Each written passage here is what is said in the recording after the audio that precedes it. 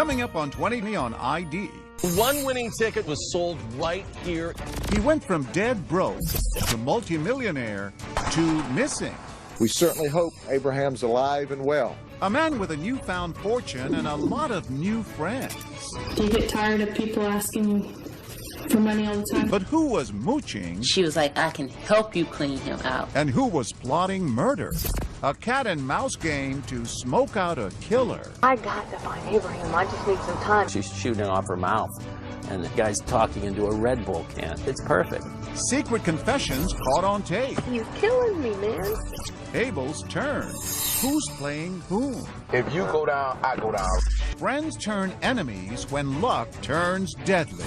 And a small town under siege. And the fire chief vowing to find the person responsible. Seeing if anybody's suspicious hanging around. Then an unexpected clue. Where the footprints stopped was the gas can. And the shocking truth. An arsonist among them. In whom we trust. Welcome to 2020 on ID. I'm John Quinones. A helpful new friend, a respected leader in a community. How can you tell whom to trust? Coming up, two tales of deception with devastating consequences. First, it's the dream many of us long for, winning the lottery. But for one Florida man, that good luck turned deadly. As Matt Gutman first reported in 2013, along with that big check came a flood of new people. The question was, who was looking for friendship and who was just looking to take him, or worse? We are tonight's winning numbers. 12. 6. 13. 6 numbers. 34. 42. Just random digits. 52. Until sometime later, when those 6 numbers put a man 6 feet under. His body eventually discovered buried beneath a concrete slab in a backyard. The incredible story begins far from the glitz and beaches most of us think of as Florida, past the citrus fields in the middle of the state, all the way to the outskirts of the sleepy town of Lakeland. And the doorway of this barbershop. It's here where owner Greg Smith first met a 42-year-old man with the colorful name of Abraham Shakespeare. He used to come around to the shop, let him work, get paid, or buy him something to eat, you know. That's how I first met him. His name, Abraham Shakespeare, evokes both the Old Testament and Elizabethan plays. But our modern-day tragic hero would have read neither.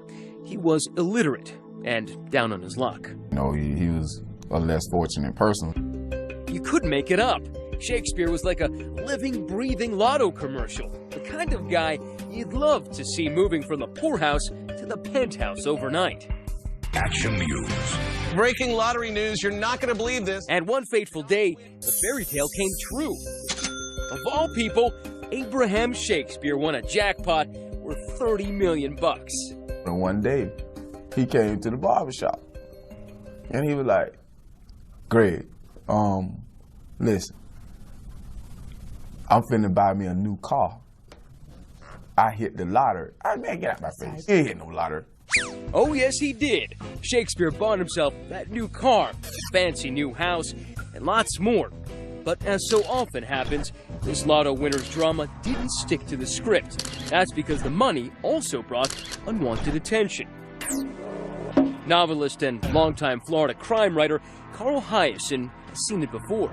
All of a sudden you have friends you didn't know you have, and they're crawling out of every rat hole you can imagine. Did you know that he was losing his fortune? Did you know that all that money was being frittered away?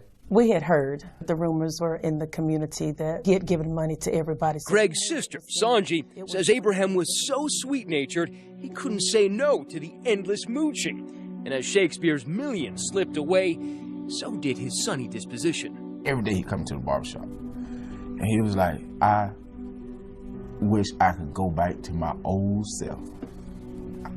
I wish I didn't even have no money. But he was serious when he said that. He was dead serious. Then, one day, a woman magically appears on the stage. No one knows exactly how she found Shakespeare, but it would not have been that hard. He was all over the news. Her name was Dee Dee Moore. How would you describe Dee Dee as a person? She was the type of person you just couldn't put your finger on. Dee Dee was surely different. Unlike everyone else clamoring for his money, Dee Dee claimed to be interested in Shakespeare himself.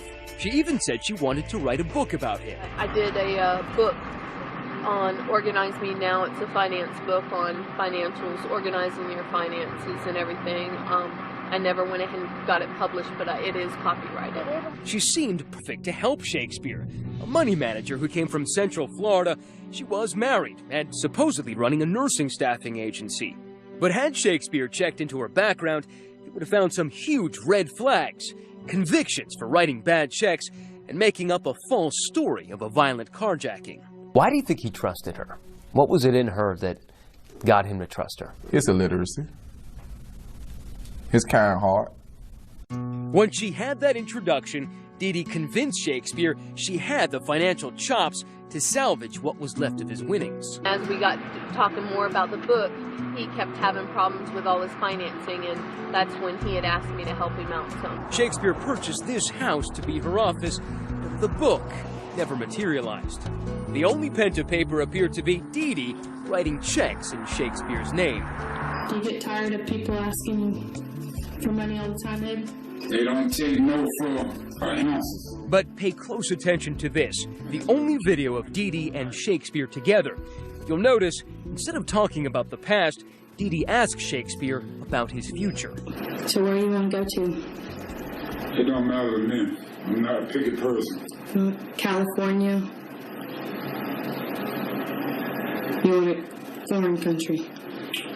Cozumel.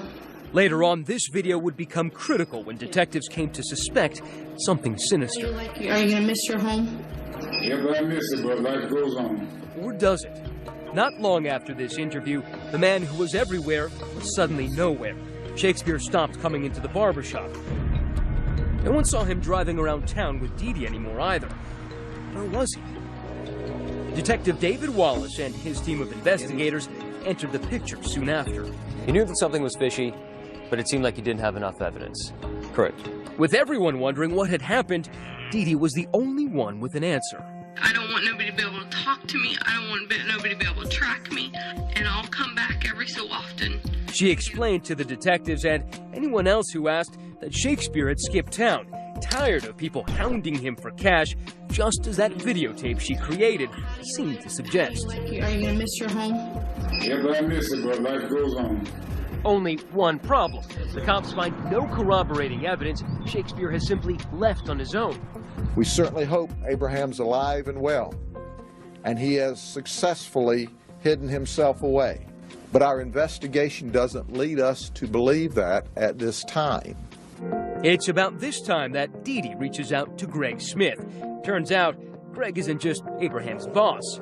He's one of his borrowers, too. He owed Shakespeare $63 grand. I was going through some bank issues, and I was waiting on the bank to give me a loan. And he was like, well, why don't you just pay me back? Next thing I know, he had papers drawn up in a $63,000 check. The cops would learn that Dee Dee now has a proposal for Greg. Help her avoid the heat, and she'll help him avoid his debt. Fast forward a couple weeks to a most unusual night at the local Cracker Barrel. Dee Dee is having dinner with Shakespeare's mother, Elizabeth, when Dee Dee's phone rings. She says it's Abraham, calling from wherever he is. But in reality, the caller is none other than Greg Smith, Abraham's friend and boss from the barbershop, now in cahoots with Dee Dee. I was like, Mom, how you doing? This Abraham. I'm okay. I just want to let you know I'm okay. And hung up. So that's how he spoke. That's just how he talked. And haltingly. That's just how he talked. Why would Smith do such a cruel thing? He says he thought it was okay because it would make Abraham's mother feel better. What he didn't know was that the cops are already all over Dee Dee. Their surveillance tracks his phone, and a short time later, they pull him over. And this is right after you made that phone call? Yeah, they was like, get out of the car. I said, oh, Lord. I'm like, Lord Jesus, I'm going to go to jail. So now the cops are questioning the barber and still following the blonde, Dee Dee. At that point, no one could have predicted where the case would go. or that the big break would come from a little can of Red Bull. Stay with us.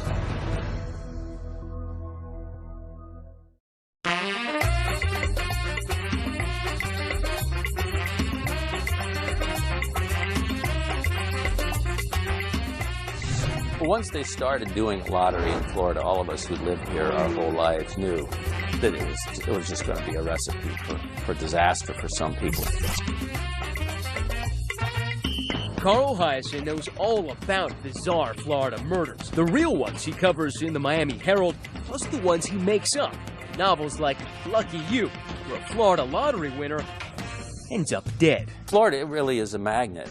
It's a magnet for predators. It's a magnet for scammers. It's a magnet for sleaze. It also makes for stories that are beyond what you would even think of writing in a novel. Like this story. Abraham Shakespeare, an illiterate worker in a Lakeland, Florida barbershop, has won the lottery and then vanishes. His boss, Greg Smith, has been pulled over by the cops after he made a fake phone call to Shakespeare's mother, pretending to be Abraham. Right away, they realize he's no criminal. Were you ever suspicious of Greg? Well, the first day, obviously. But it came clear in that first interview that he was a victim of Dee Dee Moore's manipulation. Dee Dee Moore was the supposed financial planner Abe hired to manage his money. Detectives suspected her and decided instead of putting Greg Smith behind bars, they'll put him to work in a convoluted cat-and-mouse game to trap Dee Dee. He actually turned the tables on her. He actually scammed her, and that's the beauty of it. From that moment on, in nondescript back lots were shopping centers all around Lakeland. An ordinary car like this would pull up, and an extraordinary encounter would begin. Getting ready to talk to Dee Dee. Might give you a call as soon as we leave here. With no police experience whatsoever, Barbara Greg Smith has become a Sunshine State Serpico, a top-secret undercover police operative gathering evidence on Dee Dee Moore. The trap is set. Everybody in town seemed to think that he's come to a bad way, but nobody had any evidence. I didn't set a plan out to go catch up. I just told him I'd see what I could do. I think what we should do is come up with a plan. What he did was record hour after hour of conversations with Dee Dee Moore, tricking her with a homemade spy system straight out of James Bond. But an extremely delicate microphone as well. That's brilliant. That's the Dee Dee Moore catch can. He had devised this catch can himself, a recording device inside a Red Bull can. There was no drones, there was no sophisticated eavesdropping. She's shooting off her mouth, and the guy's talking into a Red Bull can. But it's perfect. I worked undercover narcotics for 8 years, and I wouldn't have came up with this. How critical was Greg's Red Bull can with the microphone inside? It was great because it got those conversations. I mean, 90% of those tapes speak for themselves. Dee Dee thought she had bought Greg's loyalty. Remember, cops say she told him that if he helped her out, she would help him out, forgiving the $63,000 loan he'd taken from Abraham. If they ever come back to you, a guy paid you to do this. Yeah. For Abraham. In this conversation, she wants Greg to call a man who'd been telling the cops Shakespeare was dead, and using a fake voice, convince him that Abraham was alive and well. See, he keeps telling everybody Abraham's dead. The other day, he went around to the bar and said all kinds of He's killing me, man. Well, I'm finna go do this here right now. Are you sure he's not gonna know your voice? Because if that's Baby, blown, we're I got you. Dee Dee's name, of course, was not to be brought up. Well, they'll never know about you anyway. I'll never give you up. You know what I'm saying? Ever. This is one of the many recordings revealing Dee Dee's plots and unguarded thoughts. I'm so deep in this with you right now. If you go down, I go down right now. I got to find Abraham. I just need some time. And Eddie's Dee Dee never suspected anything, believing they had that business arrangement. I'm gonna go see if I can't get you that money. I'll call you in just a few minutes. And at this point, were you convinced that Abraham was dead? Not yet, still. Not yet. Nope. Nope. Because she hadn't really showed any signs that he was dead. Even though the police said that they suspected her in murdering him. They had a suspicion, but they didn't know. What you think about this damn detective Wallace when I called him? And he's still trying to bring me up for it. He's still trying to say I've done something. So every time he met her, you were there watching? With the exception of 1 or 2 times. Was there ever a point at which you felt like Greg Smith was in danger or threatened? So yeah, there were times that he put himself, you know, just by helping us out, probably did put himself in harm's way. Smith turns into Dee Dee's yes man, agreeing to anything she suggested, even posing as a dangerous drug dealer Dee Dee fabricated and blandly named Ronald. I'm like, well, who Ronald? You know what I'm saying? Who is Ronald? Well, Ronald is the guy, the drug dealer from Miami that saw Shakespeare. I'm Ronald. Ronald's imaginary. Oh, what a tangled web Dee Dee was weaving. Ronald's connection to everything would be unclear for some time. I don't even know Ronald's last name. Not until another conversation in Greg's car that January. Dee Dee had come not to mourn Abe Shakespeare, but to re-bury him. Just like when we dug my mother's septic tank, all you gotta do is dig some steps in the wall to come out. She asked me would I help her move Abraham's body. I was like, huh? See, the thing is, it's kind of out in the open, like neighbors would be able to see whatever I do. They ain't gonna be able to see me because I'm gonna hit that about 6 o'clock in the morning. You heard it right. Dee Dee has just revealed to Greg and the cops she knows where the body is. Greg says he suddenly realizes the truth. He's speaking to Abraham Shakespeare's killer. Then she goes on to say, I can show you where the body's at. But the problem is the body's on my property. Just like I said, the goddamn body's still on that property. We're moving the body tonight. When you first heard that, what was your reaction? I mean, I felt like I won the football game at that point. The evidence mounts. On this Walmart security tape, Dee Dee is seen buying a tarp and other items Greg told her he would need. But even more damning, he convinces her to give him the .38 Smith & Wesson pistol used to shoot Shakespeare. She trusted you that much that she handed you the murder weapon. Exactly. What you need to do about that, we need to get that and grind all your cereal on the road. Of course, we can't just run out and arrest her. I mean, we still don't have everything. They still need that body. But soon, thanks to Greg, they dig it up right where Dee Dee had told him it would be, on her property under a concrete slab. Cause of death, 2 shots from a V8. Once they found the body, it was over. You know, it was over. He didn't crawl in there himself, and the only one who had a motive to do that was her. Well, you gonna arrest me? That's up to you. I want to know what happened, but that's up to you, okay? The jig is up, but Dee Dee is still dancing. On this interrogation tape, she tries to blame the murder on someone else. That's a common defense tactic, is to come up with a mysterious intruder, a mysterious person, a killer, a bad guy who comes and does the deed and vanishes. Tearing a page from the Jodi Arias playbook, Dee Dee says that drug dealer named Ronald was the real killer, who threatened to kill her if she said anything. Honestly, what he calls himself. Okay. Your mind's moving 100 miles an hour. Dee Dee, it's not feasible what you're telling me. What you're saying is impossible. No one buys the story. Dee Dee apparently forgot she had asked Greg to pretend to be Ronald the drug dealer. She forgets that she had put you up to be Ronald. Exactly. And that you know that he's imaginary. Exactly. She forgot I was Not that wrong. smart after all. And imagine her shock when she finds out Greg's been working with the cops all along. Dee Dee, we talk to him 10 times a day. We know every move you make. You start telling so many lies that you trip over your lies, but that's very common. This is just about greed. It's all about greed. Next, the jury hears how Shakespeare lost his wallet before he lost his life. She made it sound like she wanted to clean him out. Stay with us.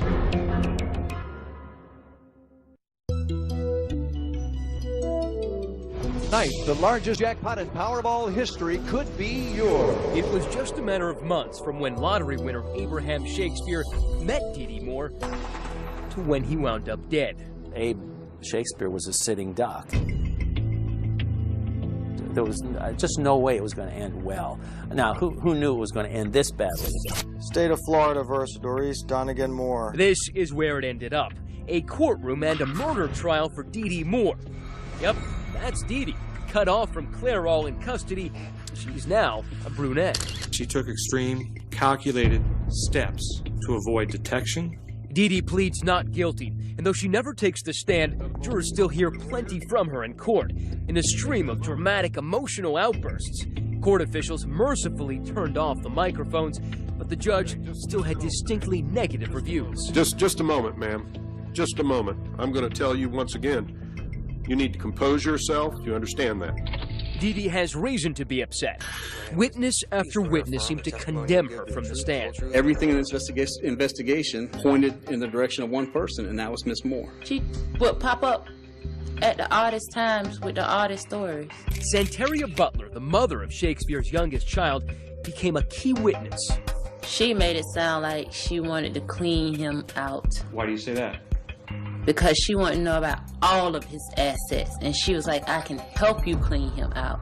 Here's how prosecutors say Dee Dee did it. She had her ex-husband, John Moore, who knew nothing about the evil intent, dig a hole in her backyard, supposedly to bury garbage. Later that day, she shot Shakespeare, put him in the hole, and finally paid a concrete crew to cover that up. Members of the jury, you are about to hear recorded conversations. These recorded conversations are proper evidence. But the case is really all about those secretly recorded audio tapes made by Shakespeare's old friend, Greg Smith. That's Miss Moore getting back in with Mr. Smith. Did he ask him if he's okay or whatever? Yeah. Well, is he still living? The jury hears Dee Dee Moore continuing to instruct Smith to tell people Shakespeare was alive, even though he now knew his gentle friend was dead. You tell him, yeah, he's still living. I said, yeah, he's still living. I said, if anybody want to know if he's still living, yeah, he's still living. Prosecutors say the recordings show Dee Dee's efforts to cover up murder. But I guarantee you, Ronald has killed her. I just know it because the man threatened to kill my son. Here she sounds confused. She's telling Greg about Ronald, the supposed drug dealer who she claims killed Shakespeare. She probably forgot that she'd already asked Greg to pretend to be Ronald. They were doing a big drug deal and Ronald kept turning over his money. I think Ronald killed him for the money Abraham had on it. You call Ronald. You tell this listen here, we finna get you out of this. We need to know where this at, and if you done did it. It may seem hard to follow the plot of the play in Dee Dee's mind, but it's crystal clear to Greg. There is no drug dealer named Ronald. Did Miss Moore address who to blame if you got caught? Yes, she was addressing the guy Ronald, the imaginary character that she made up. Greg testifies how Dee Dee thought she could fool everyone. For example, when she concocted a fake letter. So I'm gonna go to the hotel, write that, go throw it in there, and that's it. It was supposed to be from Abraham himself. Dee Dee wanted Greg to deliver the letter to Shakespeare's mother. She reads it back to him when she's done writing. I just need some time. I will see you, I promise. Give me some time. Remember, detectives first recruited Greg after he had already made a fake phone call to Shakespeare's mom, pretending to be Abraham. Now he reads the fake letter in court. I'm grown and don't have to come back. It takes him 20 minutes to read this forged Shakespearean soliloquy. But one large problem with the plan, Shakespeare's mom would have known Abraham couldn't read or write. I've been through a lot, Mom. You should understand more than anyone. I just need time. How do you do this to a woman, 70-plus-year-old woman, who hasn't seen her son in months? I mean, devious, manipulative, evil. I like being missing, just not all over the news. I think the defense had its work cut out for it. Dee Dee's defense to all of this, her lawyers describe the case as circumstantial. That there is no direct evidence against her. No witnesses, DNA, or fingerprints directly linking her to the shooting. All the evidence taken together is legally insufficient to establish a prima facie case of first-degree premeditated murder against the defendant. Has the jury reached a verdict? Would you please hand that verdict to the bailiff? But thanks to all of those tapes, the jurors needed only 3 hours. The defendant is guilty of first-degree murder. The defendant did actually possess and discharge a firearm causing death. Still, even when the jury convicted her, Dee Dee continued to maintain her innocence. You never see the last of these people. So she's sitting in jail thinking she can still be smarter than everybody else. This is the sociopathic mind. I had a little slip up, but I'll get out of this somehow, and I'll give an interview. Sure enough, she gave one to us. I know I'll go to heaven. God knows I'm innocent. That is one person that knows I'm innocent. As that other Shakespeare wrote, the false face must hide, but the false heart doth know. I think people are complete idiots that think I had anything to do with it. I really do. I think they have no brain cells. Stay with us.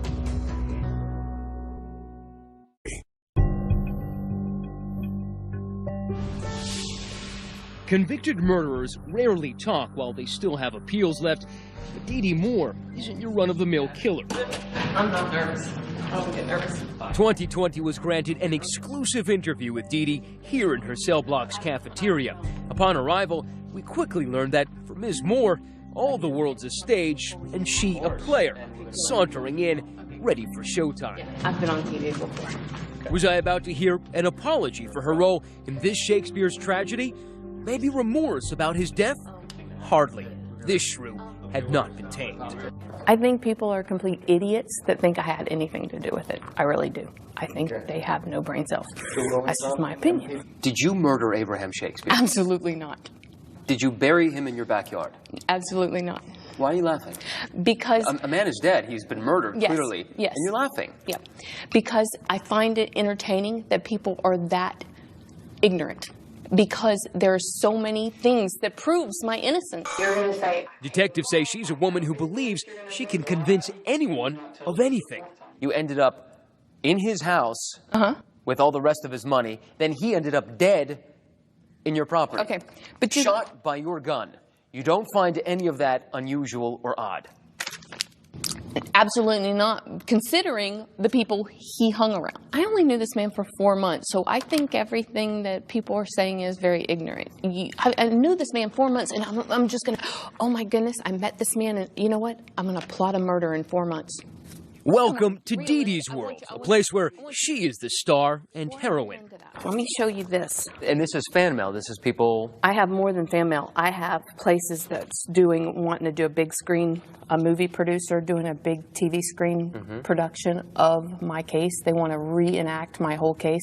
Like any decent actress, she could switch emotions on a dime, at times full of bluster. I made good money myself. I didn't need Abraham Shakespeare's money. I don't understand how you went from being a potential biographer for Shakespeare to being somehow his money manager and confidant. Because that's just my nature. I tend to help people out when they're in need.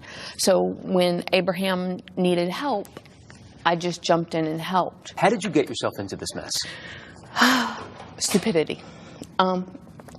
I am not a person to hang around drug dealers. I'm not a person to hang around bad, mean, evil people. I wouldn't say naive. I just was not street smart. Then she would melt into utter despair. When the guilty verdict was read. The defendant is guilty of first-degree murder. The defendant did actually possess and discharge a firearm causing death. What went through your mind? They murdered me by the hands of justice. I'm murdered. You might as well kill me, because this is no type of living in here. I would never harm another human being. I would never hurt nobody.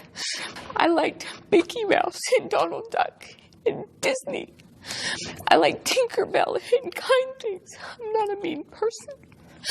I know I'll go to heaven. God knows I'm innocent. That is one person that knows I'm innocent.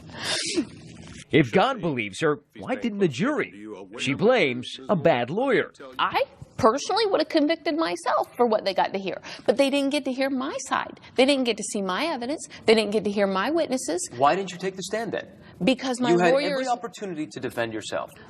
I wanted my witnesses to take the stand, for me to take the stand. My lawyer says we didn't need it. Your lawyer was that convinced you were going to win? Yes. However, the lawyer, Byron Heilman, told us the decision not to testify was Dee Dee's. We discussed with Ms. Moore whether she wished to testify.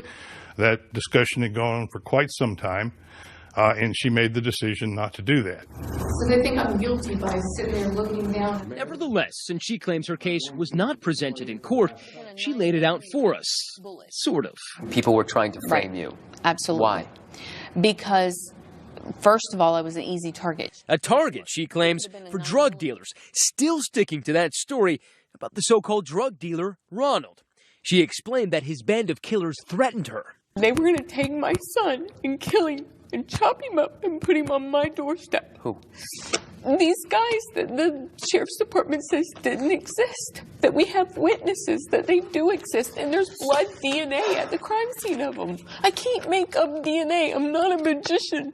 Detectives say they didn't ignore blood at the scene, but say it proved nothing about Ronald. But perhaps most ludicrous, this. Did you ever propose that you would have any sort of sexual relationship with the detective? Absolutely, because Ronald was telling me the detective was playing bad cop, good cop, and he purposely made me flirt with him. He's like, you can tell when he's recording you because he's not recording you when he's flirting with you. He says, flirt back with him and you'll know when he's recording you. So I had to. My life was at stake. Do you understand how listening to you is bewildering?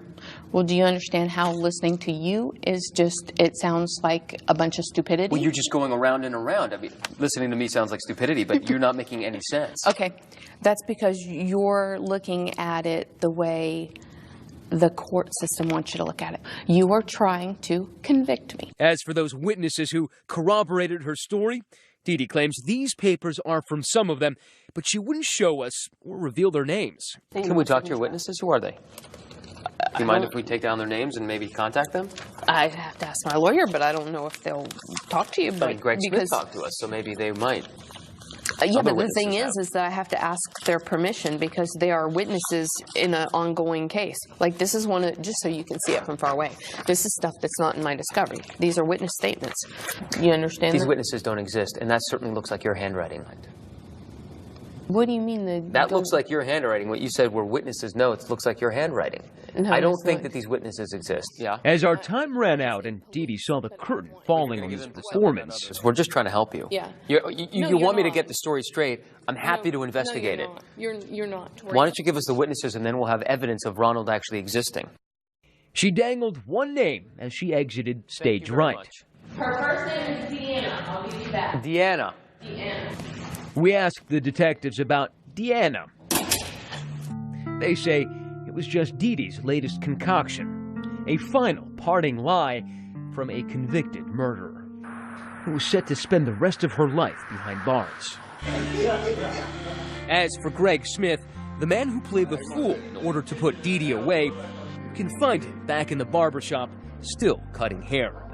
And just a couple of miles down the road, a simple resting place for Fortune's least favored son, Abraham Shakespeare, a man who just played the lotto hoping for good luck, and found out the hard way that indeed some rise by sin and some by virtue fall.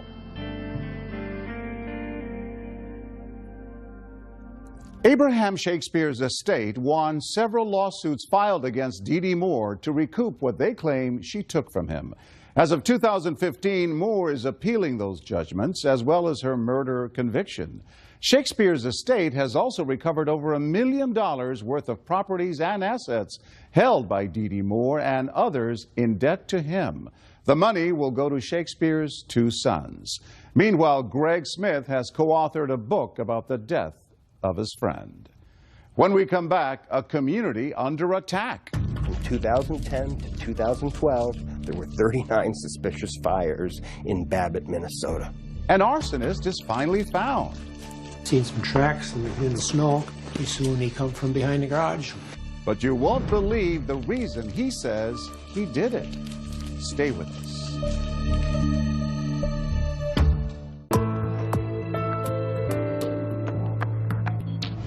A small community has been plagued by a rash of fires. It would take 3 years to find the arsonist.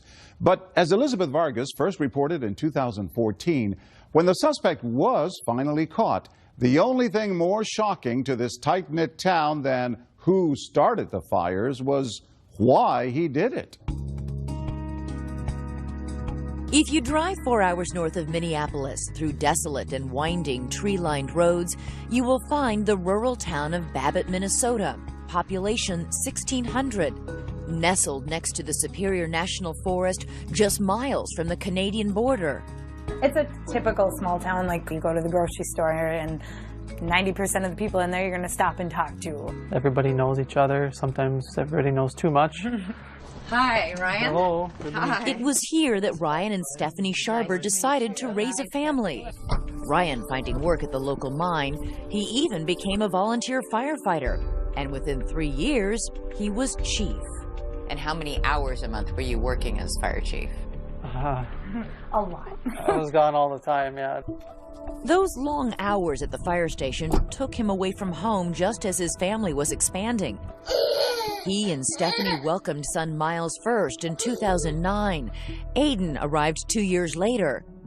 But Aiden's birth brought some unexpected stress at home that would later turn out to be the key to this father's downfall. We noticed he was crying a lot more than usual, and then it turned into like nonstop screaming day and night. Like, I mean, 20 hours out of the day. It was extremely stressful. We kept bringing him back to the doctor. They kept telling us it's colic. And if that wasn't trouble enough, right around then, Ryan's work life got a lot more complicated too. Between 2010 and 2012, there were an unprecedented number of suspicious fires in the Babbitt, Minnesota area. 39 fires in all. No one was hurt in those blazes, but the federal officials were taking it seriously. A joint task force between federal agencies, state agencies, and local law enforcement commenced a joint investigation.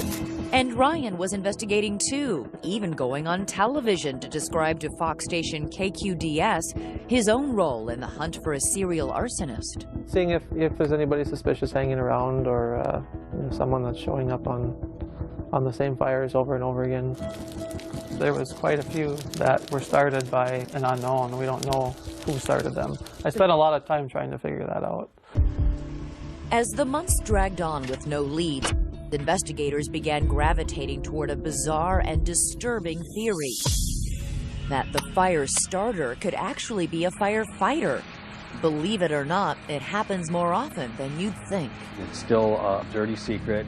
If you just do an online search, you will find about 100 firefighter arrests every year in this country for arson. Betrayal within the Brotherhood. Firefighters are charged with arson. Fire Chief Howard Roach was charged with starting the fire.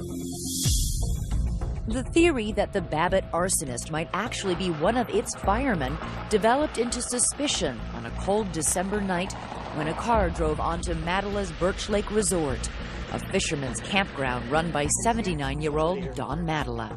So what did you notice that night? I seen the brake lights come on, but the car didn't turn around to leave again, so I put my shoes on and come down and looked. When you came down here, what'd you see?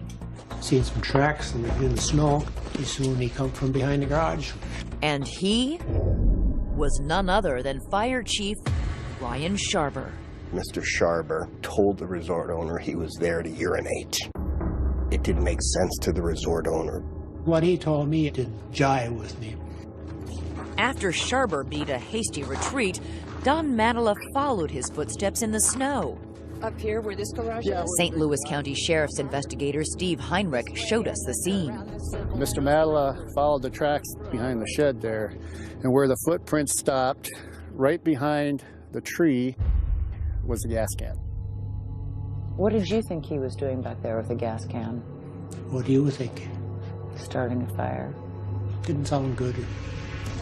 Investigators for state and local agencies believed they had finally found their fire starter. Do you have any doubt that Ryan Sharber meant to set fire to the shed or this garage or that building? No doubt. Probably with the pine trees and everything here, would have spread to more than just the building. To get to the truth, they eventually bring Ryan into his own firehouse and grill him. For the first 2.5 hours of that interview, Mr. Sharber identified other individuals who might be the people setting these fires, and those individuals included firefighters and former firefighters. With Ryan trying to deflect 2.5 hours into the interview, investigators tighten the screws. They confront him with that gas can he left behind at Madela's resort. I never poured gas on anything. I never tried to light a match. But you brought the gas can there. Correct. And went around the back of the building with the can. Yeah, I went back to the back of the building when I saw the owner's flashlight coming down the hill. So you got in that car and drove down there with the idea to set it on fire. Yeah, I drove down there and I was definitely thinking about it. With that admission, Ryan's secret life began unraveling. He confessed not just to the attempted arson at Matala's, but also to setting 9 fires in Superior National Forest. And get this, even more stunning than his crimes, his excuse. Ryan says the reason he turned to arson was the stress brought on by his constantly crying newborn son. It was just when I was home and around the stress that caused me to go out and start the fires. When I was at work, I didn't have that. People are going to say, I don't get this. I don't get it. Millions of babies around the world have colic. Their dads don't go out and set fires. It was a legitimate way for me to get away for a couple of hours. Why not go down to the firehouse and hang out with your fellow firefighters? How is it that you thought, I know, I'll go set a fire? People are always coming to me for help. I was always solving everybody else's problems. I didn't realize that I needed a little bit of help myself. Ryan Sharber took us out to the scene of one of his fires. What made this place a good place to start a fire?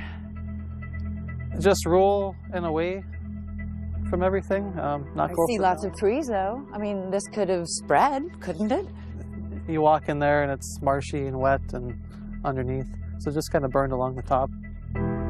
But that attempt to minimize his crimes did little to extinguish federal prosecutor Dunn's determination to punish the disgraced fire chief, who he suspects has even more to reveal. He's confessed to setting 9 fires. You think he's set more fires than that? From 2010 to 2012, there were 39 suspicious fires in Babbitt, Minnesota. Since the time that he was caught, there have been 0. Ryan was charged with setting fire to federal land and attempted arson. Initially, a psychologist labeled him as a pyromaniac, but later revised that diagnosis. So if you're not a pyromaniac, what are you? It was diagnosed as a temporary adjustment disorder. A temporary adjustment disorder? It's like considered a short-term mental illness brought on by acute stress. It's my strong opinion that he didn't start lighting fires 3 years ago. And I believe he'll be at risk for lighting fires in times of stress until he's 80 years old. With his career and reputation up in smoke, Ryan took a job stocking shelves at the local grocery store. In April 2014, he learned his fate: 5 years in federal prison. Ryan and Stephanie now have 3 children, all under the age of 5. When Ryan gets out, he will have missed more than half of their young lives. All the daily activities, I mean, taking a walk to the park, or just the fact that I'm not here to help my wife. And what do you say to people watching who might say, you know what? You should have thought of all that before you went around setting fires. In the right state of mind, I would have thought about that. But I wasn't myself.